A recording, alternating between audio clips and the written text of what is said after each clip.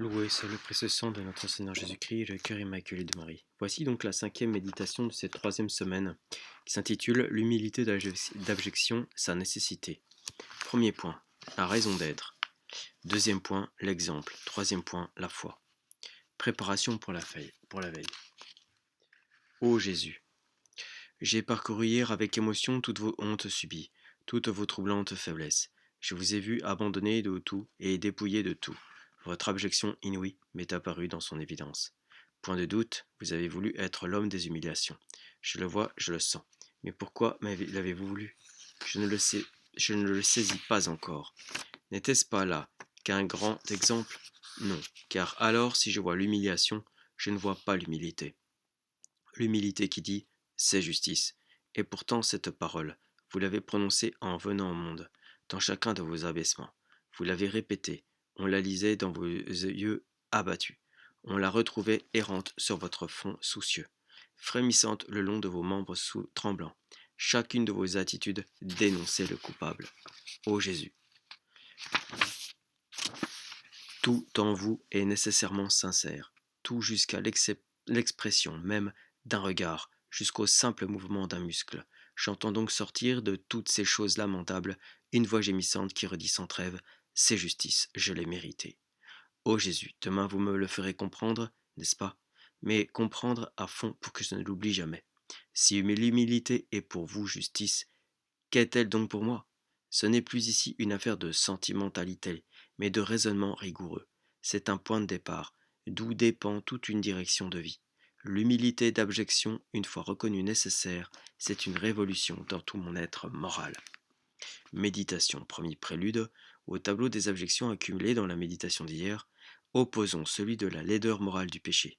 Ce dernier l'emporte en horreur. La cause contient l'effet. Le péché contient donc ces abjections qui sont sa juste peine.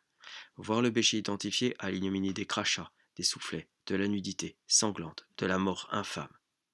Deuxième prélude, demander la grâce d'accepter en principe l'humiliation par esprit de justice d'abord et en même temps par amour pour Jésus. Premièrement, la raison d'être. Comparaison attentivement deux textes de l'Écriture. Le premier est celui-ci. Ex inavit semetipsum formam servicipiens. Il s'anéantit sous la forme de l'esclave. C'est le Jésus que nous avons considéré avant sa passion. Il s'est fait néant, puisqu'il s'est fait homme. Eût-il réalisé en ce dessein au paradis terrestre, dans les splendeurs de la nature originelle, issue fut nécessairement trouvée dans ce vis-à-vis du tout et du rien, de l'être par lui-même et de l'être par création. Son incarnation eût été même alors un anéantissement, et son humilité le sentiment de sa petitesse. Mais un second texte complète l'idée de cette vertu, en la montrant telle qu'elle convient à l'homme déchu. Humiliavit semetipsum usquad mortem autem crucis. Humiliavit, et c'est comme jeter à terre, il sait comme jeter à terre. On fait ainsi d'un objet qu'on méprise. Usquad mortem, comme un coupable qu'on traîne à la mort. Mortem autem crucis, c'est l'ignominie dans la mort du dernier châtiment, ce genre de mort qui laisse voir le supplicié au-dessus de la foule, avec ses traits bouleversés, sa nudité et ses tortures. Ce n'est plus ici le Dieu incarné, c'est le Dieu rédempteur. Ce n'est plus l'humilité d'anéantissement, c'est l'humilité d'abjection. Ce n'est plus l'oubli, c'est le mépris. Le motif de cette vertu grandissante n'est plus le néant, c'est le mal. Deuxième point, l'exemple. Contemplons Jésus couvert de toutes les hontes. Il porte les péchés du monde entier. Quitolit peccata mundi. Il en est responsable, il en est chargé. Qui peccata nostra ipsetulit. Le péché est sa chose propre. Il en est la personnification. Eum pro nobis peccatum fecit. Il n'en est pas chargé et revêtu seulement. Il en est pénétré, dévoré. C'est une lèpre qui le ronge. Tant comme les prosum. C'est comme un objet d'horreur pour Dieu, de dégoût pour son peuple. Ut percussum adeo et humiliatum.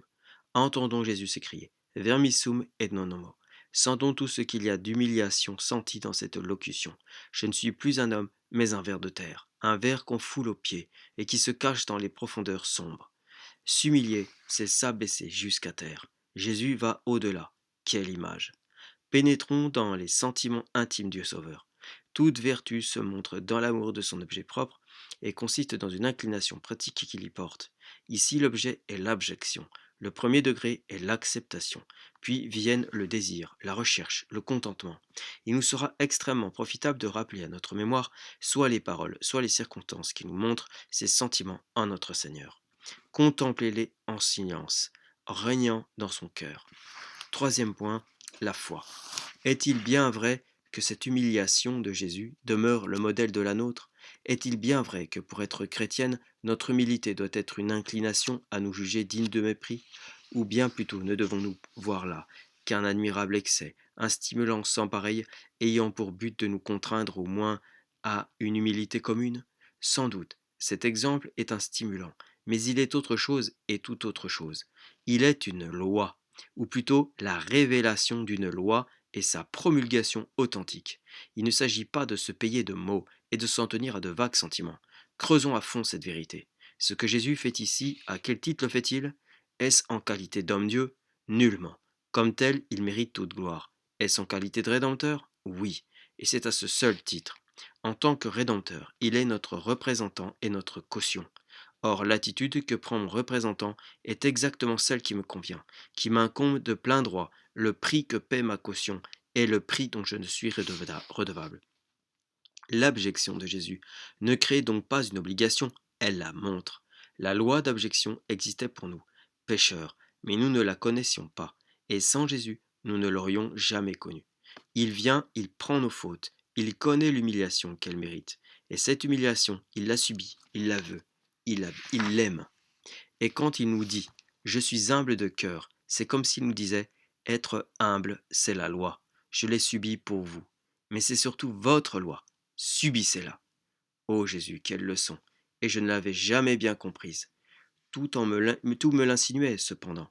Les expressions reçues, les conclusions constantes, les choses elles-mêmes. Je le savais donc. Et voilà que cette vérité me paraît pourtant toute nouvelle. C'est que je la comprends enfin.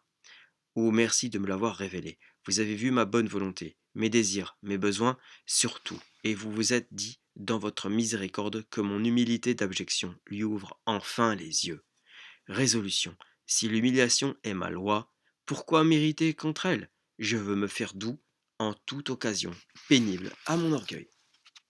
Et maintenant, passons avec Maître Ollier dans l'introduction à la vie chrétienne, de la seconde conformité que nous devons avoir avec Jésus-Christ. La seconde conformité que nous devons avoir avec Jésus-Christ est celle que nous devons avoir à son intérieur, en ses mystères, en sorte que nos âmes soient rendues conformes en leurs sentiments et dispositions intérieures, non seulement à l'extérieur des mystères, comme nous l'avons vu, mais encore aux dispositions et sentiments intérieurs que notre Seigneur avait dans ces mêmes mystères.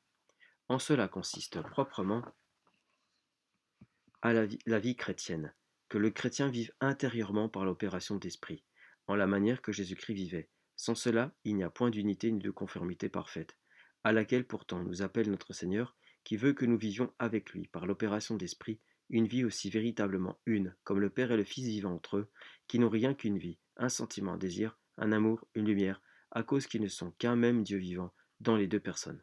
C'est pour ce sujet que l'Esprit de Dieu est répandu dans les chrétiens, comme dans les membres d'un même corps, pour les animer d'une même vie, et avoir en eux les mêmes opérations qu'il exerçait en Jésus-Christ, dilatant ainsi ses occupations, dispositions, amour et mouvements.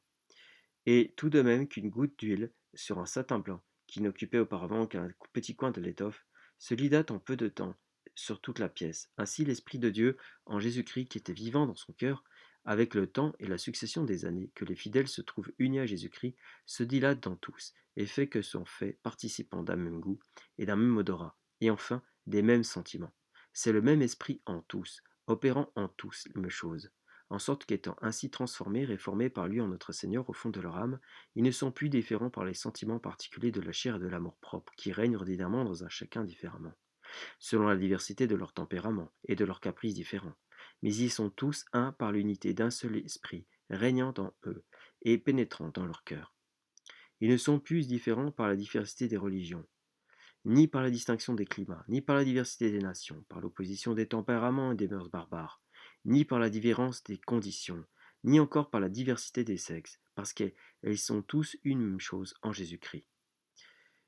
Et que Jésus-Christ est toute chose en tous. Et non seulement il est rempli des dispositions générales de son cœur, comme l'horreur du péché, l'anéantissement de lui-même, l'adoration profonde et de révérence de son Père, d'amour parfait du prochain, mais encore des dispositions particulières qu'il a eues en ces mystères.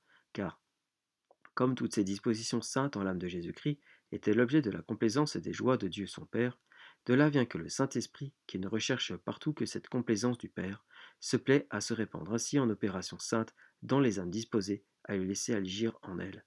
C'est ce qu'il opère à la gloire de Dieu, particulièrement dans les âmes calmes et vides de toute chose, qui lui en donnent le loisir, et c'est ce qu'il désire surtout de faire dans celles qui sont choisies pour représenter Jésus-Christ sur la terre, et pour continuer sa vie de chef et de pasteur envers les hommes, sa vie de supplément des hommes, qui est la vie du prêtre, lequel tient la place de Jésus-Christ, pour supplier à la religion de tous les hommes, et être ainsi le religieux universel de l'Église, priant, louant, aimant pour tous, se chargeant et s'accueillant des devoirs de tous.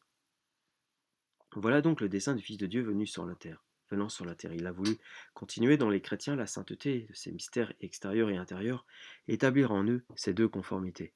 En quoi consiste la parfaite ressemblance des membres de leur chef? La voix de Dieu, pour faire cet ouvrage si sublime, a du rapport à la conduite qu'il tient dans l'ordre de la nature, où rien ne se fait tout d'un coup, mais chaque chose va croissant peu à peu, et s'acquérant insensiblement la perfection à laquelle la sainte providence de Dieu veut l'élever dans l'ordre naturel. Ainsi, il faut être enfant avant que d'être homme parfait. Il faut que les arbres portent des bourgeons, des feuilles et des fleurs, avant que de porter des fruits. Il en est de même dans la vie spirituelle. Il faut commencer premièrement et avancer ensuite, avant que d'être achevé. Car comme la sublimité de l'état chrétien consiste à la participation à la communion sainte de Jésus-Christ, notre Seigneur ressuscité, monté au ciel et consommé en Dieu son Père, aussi, avant que d'y pouvoir parvenir, il faut avoir passé dans son premier état, qui est celui de la mortification, de la souffrance et de la croix, de l'abaissement et de la mort à tout. Les chrétiens, pour être dans leur véritable vocation, qui est de représenter Jésus-Christ en eux, doivent exprimer en leur vie tous ces états très saints, et dans le même ordre qu'ils ont été en Jésus-Christ. Et par conséquent, comme Jésus-Christ, notre modèle sacré, a premièrement souffert toutes les ignominies possibles, les fouets et les gibets, qu'il est mort et qu'il est enseveli avant que de ressusciter, que d'entrer dans sa gloire, il faut aussi qu'un chrétien porte en soi tous ces états d'humiliation, afin que de pouvoir participer à sa sublimité et à sa grandeur. La vie chrétienne a deux parties, la mort et la vie. Cela est réitéré dans les écrits de saint Paul, et particulièrement dans le 6e chapitre de l'Épître aux Romains. Ignorez-vous qu'ayant été baptisés en Jésus-Christ, nous avons été baptisés en sa mort, car nous avons été ensevelis avec lui dans la mort par le baptême, afin que, comme il est ressuscité, nous marchions aussi dans une nouvelle vie. Et après il ajoute, faites état que vous êtes morts au péché et vivants à Dieu en Jésus-Christ. Et en mille autres endroits, il répète ces deux membres de l'État chrétien, en sorte toutefois, comme nous l'avons dit, que la mort doit toujours précéder la vie, et cette mort n'est autre que chose que de la ruine entière de tout nous-mêmes, afin que tout ce qui est opposé à Dieu, et nous y étant détruit, son esprit s'y établisse dans la pureté et dans la sainteté de ses voies. C'est donc par la mort qu'il faut entrer dans la vie chrétienne, mais il faut savoir de quelle façon se fait cette mort, et comment l'Esprit de Jésus-Christ l'opère en nous. Et pour cela, il faut remarquer la différence qu'il y a entre l'Esprit de Dieu et l'Esprit de Jésus-Christ. Car quoique l'Esprit de Dieu et celui de Jésus-Christ ne soient connus ou néanmoins, à cause des diverses opérations qu'il produit, il prend quelquefois le nom d'Esprit de Dieu et quelquefois le nom d'Esprit de Jésus-Christ. Lorsque l'Esprit agit en nous et qu'il établit des vertus de force, de vigueur et de puissance, et qui nous met dans la participation des perfections des attributs de Dieu, qui n'enferme en eux aucun abaissement. Alors cet esprit divin s'appelle l'Esprit de Dieu, parce que Dieu, en tant que Dieu, n'a en lui que la grandeur et la majesté. Mais lorsque ce même esprit opère en nous les vertus de Jésus-Christ, qui sont les vertus chrétiennes, qui portent avec elles l'abaissement et l'humiliation, comme sont l'amour de la croix, de l'humilité, de la pauvreté, du mépris, alors cet Esprit Saint s'appelle l'Esprit de Jésus-Christ. Nous avons donné avis de cette différence afin que dans la suite on fasse discernement de ces façons de parler. Or, c'est cet esprit de Jésus-Christ qui nous met dans la mort au péché. Par ce mot du péché, j'entends toute la vie de la chair, que saint Paul appelle ordinairement péché. Et il opère en nous cette mort en établissant dans le fond de notre âme les vertus de Jésus-Christ, c'est-à-dire les vertus qu'il a opérées en Jésus-Christ, considérées dans son premier état, c'est à savoir dans son état d'abaissement et d'humiliation. Ainsi, c'est par les vertus saintes que l'Esprit de Jésus-Christ crucifie notre chair et qu'il a fait mourir à elle-même, étant très assuré que si quelqu'un prétend élever l'édifice de la vie spirituelle sur un autre fondement, il n'y a qu'illusion et que tromperie. Jamais il n'y aura de solidité, mais incessamment il sera chancelant et tombera au premier vent des tentations et des contradictions. La sainte mortification, qui vient de la seule pratique solide des vertus, est la pierre ferme sur laquelle on doit édifier, et sans laquelle il n'y a point d'assurance. Tâchons donc sérieusement à travailler à cette première partie afin que nous soyons dignes d'avoir part à la seconde.